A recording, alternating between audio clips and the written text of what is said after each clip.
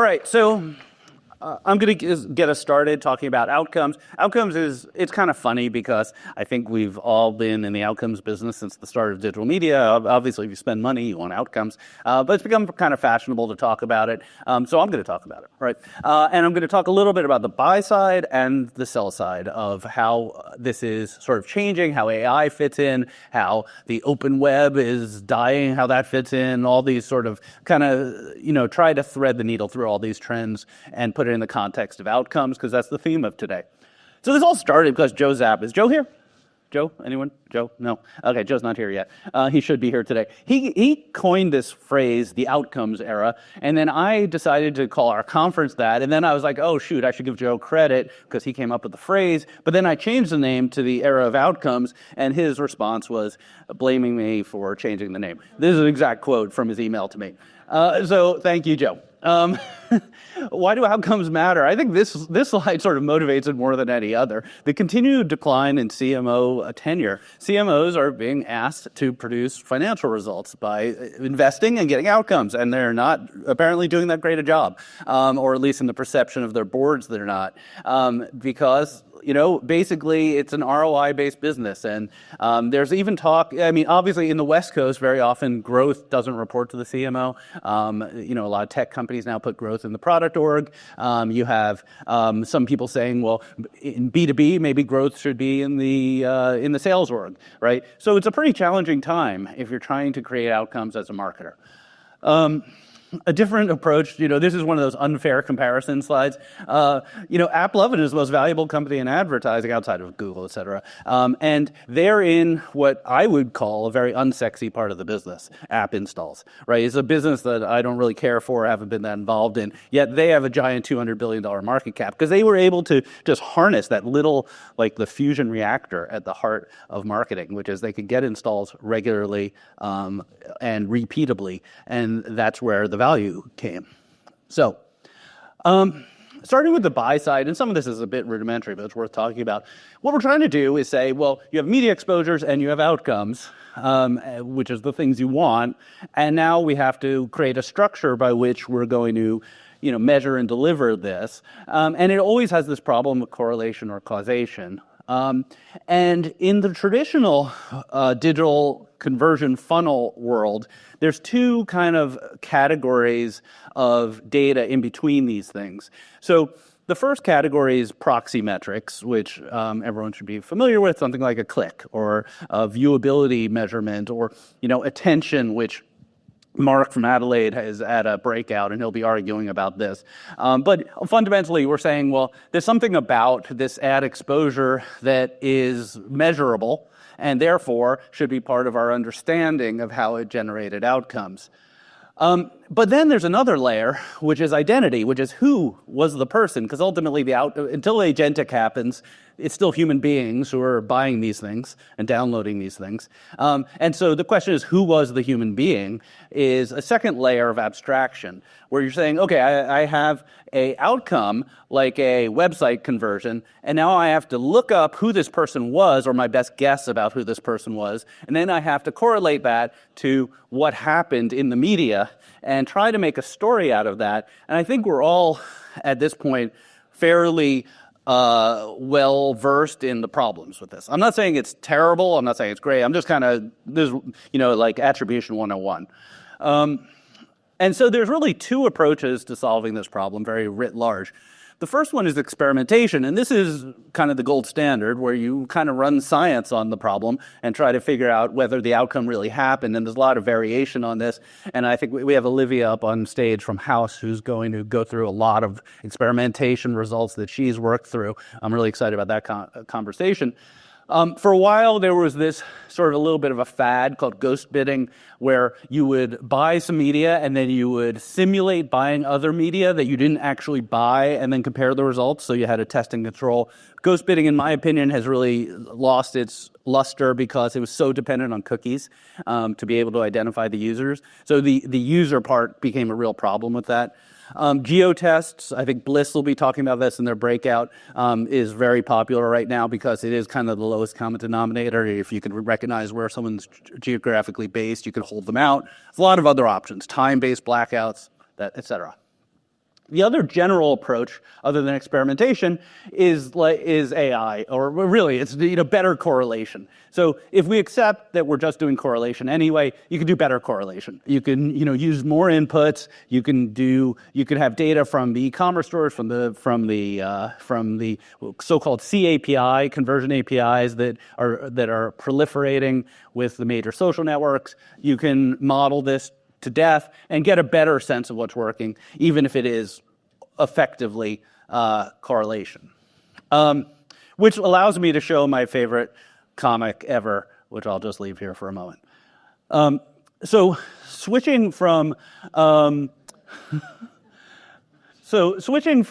buy side to the sell side, we have media, and media, I think, is not really well prepared for this outcome shift. And I want to talk about why and how that's changing.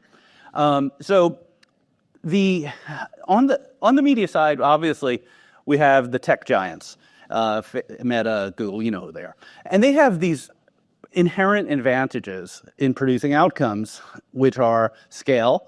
Having more scale obviously is a big impact.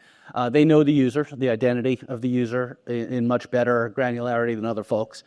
They have this AI investment that dwarfs what any media company can do.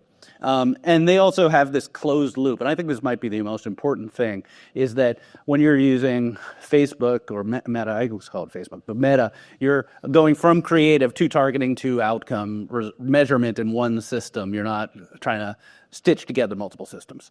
And in contrast, everyone else has the opposite. These are weaknesses for your average publisher or individual app provider, or even ad network to some extent. And so what I'm hoping, maybe as an optimistic presentation, is that some of this is changing and there's a mindset shift underway, partially because of AI, but partially just because of changes in our ecosystem, where agentic advertising agentic developments, let's say that, has an opportunity to bring scale where it doesn't exist previously. Because the problem with scale is you're fragmented across many, many publishers. If you have a AI agent who's doing all that buying and negotiating, that scale problem goes away, right? So optimistic, but possible that the scale problem could be going away with technology. The identity. I had to bring up the other thing that changed since last Marketecture Live, that we don't have the looming sort of Damocles over our identity. AI, another thing that's changed since last Marketecture is that, there was this sense in AI that it was going to be, you're going to have to invest $10 billion to have a model. And now it turns out that many models might be tiny and might be commoditized, and that may not be a competitive advantage to have the best model. And probably the biggest change that's going on is that we may have abandoned this buy and sell side separation that's been dominant in our industry and our conversations. And that may be a good thing, because if you have the closed loop, you can do better results. Let's talk about some of these things. Now, apologies to those of the pre-bid summit. I'm reusing some slides. I'm sorry, I don't have a job even. I can't just create slides all the time. The typical, when we talk about the web, and the web is emblematic of all those problems, which is you have journalism, you have technology, you have user discovery, your traffic, then you have advertising, and it feeds the journalism. Side note, I gave this slide at a talk at Cornell Business School last week, and none of the people there knew who those journalists were, zero, and no one knew who the madmen were either. Old. I'm old, you're old, we're all old. Okay. So this is the typical, and this is obviously just absolutely getting destroyed right now. So AI is radically changing the way consumers surf the web, find information. AI is changing ads in a way that we still don't really understand. It's very lumpy. Is it creative? Is it media planning? Is it optimization? Is it agentic? The content side is in the phase where we're not really sure what's going on here. We're in this phase where, if you suggest that AI is creating journalism, someone will murder you. But that doesn't mean it's not going to happen. I mean, you have to say, well, Sora 2, people were watching videos created by AI, and they seem to like it. I think we have to get out of our mindset and saying there's good and bad. It's actually, I think it's inevitable that some portion of the content people read and watch will be AI generated, and obviously it's going to radically change change the way that content is presented and pushed to users, right? So everything's changing. And are these things good or bad, and what's the outcome is a big question. So starting with the traffic, there's a lot of examples. I just pulled two. So on the right side, SimilarWeb says traffic to websites down 30% on CNN, 40% on HuffPo. That's bad. Year over year. And that's on top, this year based on search changing to AI, but that's on top of about 2 years where the referrals from social went into the toilet because of changes in the policies at Meta and at Twitter. So it's compounding, less and less traffic going to websites. The left side here, Pew Research shows that when someone was presented with an AI summary, you can see where it says 15 it says 15% of users who saw a search result without an AI summary clicked on the link. It goes down to 8 when there's an AI summary. So it's halving the traffic from search, basically. That's kind of from the consumer side. So that first thing, the discovery of content, AI is just whacking it. But on the other hand, and I picked these almost entirely at random. I was just like Googling various data. There are positive signs everywhere about consumers' engagement with digital content. Spotify hitting records, Pinterest hitting records, New York Times hitting records, podcasting hitting records. Consumers aren't paying attention to what I just said on the last slide. They are just enjoying digital content because that's what they do. And many of these things, not New York Times subscribers, so many of them are ad supported. And if you look at the bottom left graph, I think this is Madison Wall data, advertising growth, digital advertising growth year over year, it's always positive. It doesn't go below that zero line. It's growing. And the middle one, time spent on digital, is growing. So what does all this mean? It means that consumers are, I'm going to skip ahead, consumers are moving to kind of what I call a multipolar world, where they're seeing their content from all different sources of different types, and it's monetized by advertising. And that is actually kind of a pretty big opportunity, because we're going from the old world, which was where you had one gatekeeper, effectively Google, to a world where there's a lot of different things going on, and the marketer, the advertiser, needs to look for their outcomes in all these places. The ad tech vendors need to try to enable those different experiences to produce advertiser outcomes, and publishers need to figure out how to get their audience in different ways. It's a lot that's just changing, which is kind of a theme. I picked this image from the destruction of the Berlin Wall because I think it's kind of interesting. You could say, well, who would have thought at the time that like Poland would be the fastest growing economy in Europe, which it is for the last several years. But also you have Vladimir Putin. So, okay.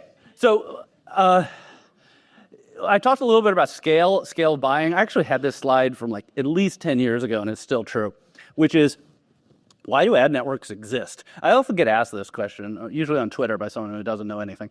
But fundamentally, from a buyer's perspective, the more sites, the more media I buy, more types of media, the more expensive it is. There's a cost to buying a given piece of media and overhead. So the overhead goes up as I increase the number of sites on my plan. I know that's old-fashioned terminology, but it works for performance too. And this is a direct quote I got when I talked to some big media buyer when I was doing research on this subject many years ago. Our job is to buy big sites for big brands. And that's not conducive to the fragmented environment when your competitor is AppLovin, or your competitor is Meta.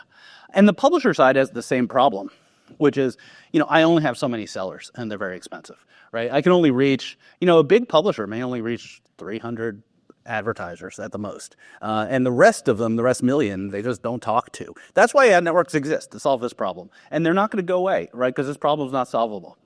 Unless AI solves them. So AdCP got a lot of hype about a week or two ago when they launched. The idea, it's a lot of ideas, but one of the big ideas is that you're going to have agentic agents that will allow a buyer to say what they want and negotiate with many publishers and potentially book ads in many publishers. And they say right on their website, it's built for outcomes, so we have to believe them, right? It says right there. So this is the glimmer. It's not reality. I'm not vouching for this at all. I'm not that involved in it. But this is the glimmer of a future that may overcome some of those hurdles I talked about with publishers in this kind of fragmented, difficult to create outcomes environment, right? There's things happening that are interesting that give you a glimpse of the future. All right, let's talk specifically about programmatic. So this is another unfair example. So I took the AppLovin market cap and put it next to the trade desks, and that doesn't look so good. So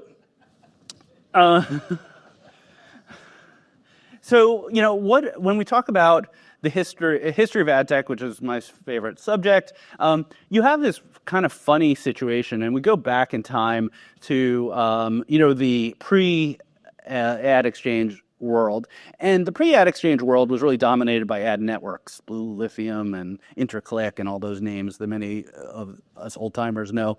And what they were doing was effectively, in the context of this presentation, they were creating outcomes for advertisers. That's what they were doing. And then they would keep as much margin as possible for themselves and give publishers effectively 1 cent more than the publisher demanded to keep them on their website. And it was really a great business for them. And it was pretty good for advertisers, and publishers always get screwed, so it didn't matter. And then the ad exchange showed up in 2005, 6, 7, 8, depending on how you look at it. And you ended up with it sort of split. And in my perception, you had the yield managers who worked for publishers. They turned into exchanges eventually, and they still were in the business of optimizing for the most part, just like giving publishers 1 cent more than they demanded. And then DSPs and old-fashioned term ATDs, agency trading desks, emerged. And they effectively, their motivation was entirely just to capture that margin the ad networks had previously. So they're basically ad networks without any inventory, was what the early DSPs and ATDs were. They weren't really software companies at the time. But that was an improvement already, because they could access more inventory, and because they were no longer in the waterfall, everything became a lot more liquid, et cetera. Then header bidding was invented and deployed very widely, and it had some really weird, interesting effects I don't think we talk about enough. The obvious effect was that anyone could get access to publisher inventory in a sort of competitive way versus Google, which had previously dominated it. And it had this secondary effect that everything moved from second price auctions to first price auctions. I don't think people really predicted that was going to happen. And the reason was because, just if you're not that familiar, is like that there would be no reason to bid into a header on a second price basis, because you wanted to win the header. So you wanted your bid to be as high as possible. So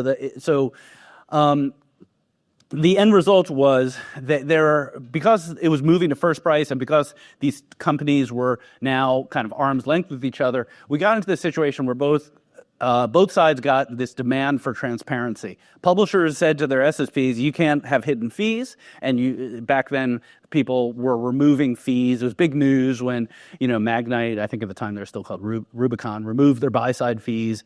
And then DSPs were being hammered by everyone saying, oh, you have to be more transparent, you have to be more transparent.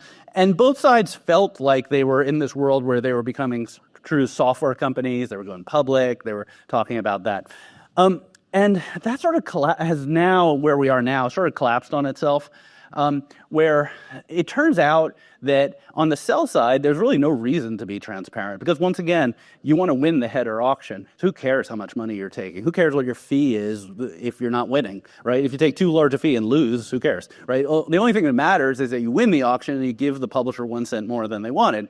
And the way you do that is by manipulating the auction. That's what Google taught us. Basically, if you want to win, you put in more data, or you get more advertisers, or you do direct deals, or do whatever to win, and the publisher makes more money. They're your customer, so why wouldn't you do that? And on the buy side, the counter reaction is the buy side stopped trusting the sell side, so they started getting their own supply. And now every leading DSP has its own supply to different degrees. And what ends up happening, I think, is we end up back where we started, which is, basically the buy side has a choice. I want outcomes. I could go to one of these 10 companies. Some of them are full transparent companies. Some are not. Some are, AppLovin style performance companies. Who cares? Do what you want. It's your budget. And on the sell side, I just want 1 cent more than the other guys. So I'm just going to take demand from any of these partners, and whoever gives me the best demand with quality wins. And that's another way of saying we're back to outcomes.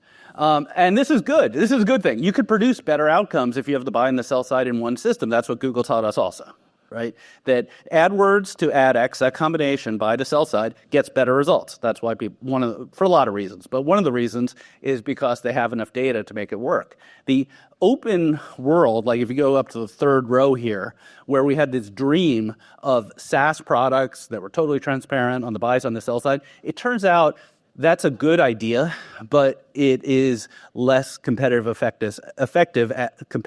effective at producing outcomes for advertisers, which is what we're here for. All right, last thing, I just have to talk about antitrust because it's the only thing I talk about, and my wife won't listen to me anymore when I talk about it. So you folks need to listen. So this is Judge Brinkema. The remedies trial is over. Well, they have closing arguments in 2 weeks. Effectively, they're debating what to do about AdX, what to do about Google. I just want to kind of give you some bullet points about how this relates to outcomes, and then I will hand over the mic. So this is really complicated. There's a lot of moving parts, but here's the bottom line. The first one is the ad server ad exchange combo that Google has built is going to break down in some way. I mean, I think everyone agrees on this. They have to let publishers free to some extent. This doesn't really have any effect on advertisers. It's good for publishers. They need the ability to choose vendors more freely. Whether it'll be a spin out or not, we don't know. This is probably the most important point. AdX is not a real product. AdWords is the product. AdX is just a little shim that gets the AdWords dollars to publishers and forces them to use the publisher ad server. 70% of AdX is actually just AdWords. So even if AdX was shut down, that AdWords demand is the real thing we're looking for, and that is entirely an outcome machine. It is taking advertiser dollars and spreading them across open web and YouTube and all that other stuff. That's going to exist no matter what. There's no chance the judge turns that off. She might move it around. It might say, oh, you have to bid on Magnite with that AdWords demand. But it still exists. Google remains a leader in the outcomes world. If AdX is dismantled or spun out or reduced, they have a 20% take rate, which is very high. It will probably go down, and that will probably be good for everybody. ROAS will go up, publisher outcomes will go up. That's all good. And lastly, though, and this is the kind of cautionary statement, is some of these effects could hurt Google's outcomes business, or another way to say that is ROAS might go down, because they've built in all these vertical integrated advantages to their stack, and chopping those up will just reduce efficiency, which may reduce their effectiveness for advertisers and likely will reduce payouts to publishers, which is a shame and is sort of the opposite of what we wanted to accomplish here. All right, I went through a lot, but what I'll say, and I love my AI-generated images. They're just so sweet. Measurement is a big factor here. We have a lot of speakers today about measurement as it relates to outcome, and it's changing. Media is changing a lot, and I'm optimistic. I think there's a lot of opportunities in media right now. Probably not, journalism on a website. Probably other things, but there's a lot of interesting opportunities. And outcomes are king. Keeping that as your North Star gives you the opportunity to produce great results.